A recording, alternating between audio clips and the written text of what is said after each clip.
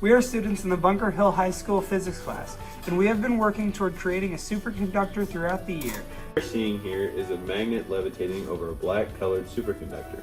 A superconductor is a material that achieves superconductivity, which is a state of matter that has no electrical resistance and no magnetic field can penetrate it. This new state of matter is possible by cooling the superconductor to its critical temperature.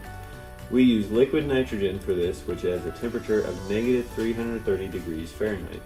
Once the magnet reaches its critical temperature, it will begin its repulsion by pushing the other magnet. Critical temperature is the maximum temperature at which a gas can be liquefied by pressure.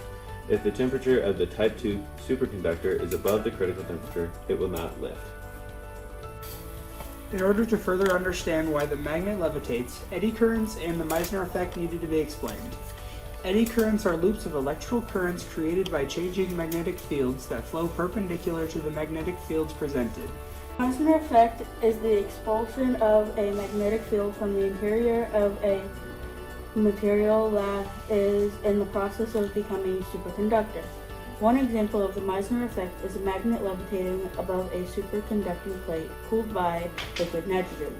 In order to stop the magnetic field from going into the superconductor acts like a magnet pointing the opposite direction. This repels the real magnet and stops it from coming any closer. Do you see the magnet appears to be stuck or locked in a levitated state? Quantum locking is a quantum effect which allows a Type 2 superconductor to levitate a superconducting material and magnetically lock it in place, which is very different from the Meissner effect. The phenomenon you are seeing in the video can be adapted to systems requiring frictionless motion or non-contact interactions. The magnet levitating train is one example of where superconductors are used. The superconductors are what make it levitate, and since it is levitating, it has no friction. This frictionless phenomenon is what makes it the fastest train. Another application where superconductors are helpful is in the Large Hadron Collider. This is the largest application of superconductors in the world. The superconductors help move particles near the speed of light to collide together. Another application of superconductors is in MRI machines.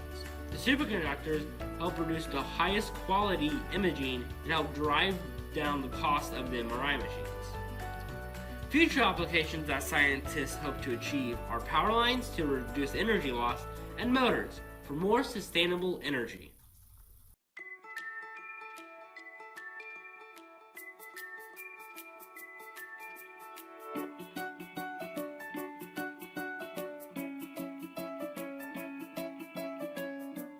Half circle? That's good. That's great. Austyn, Physics!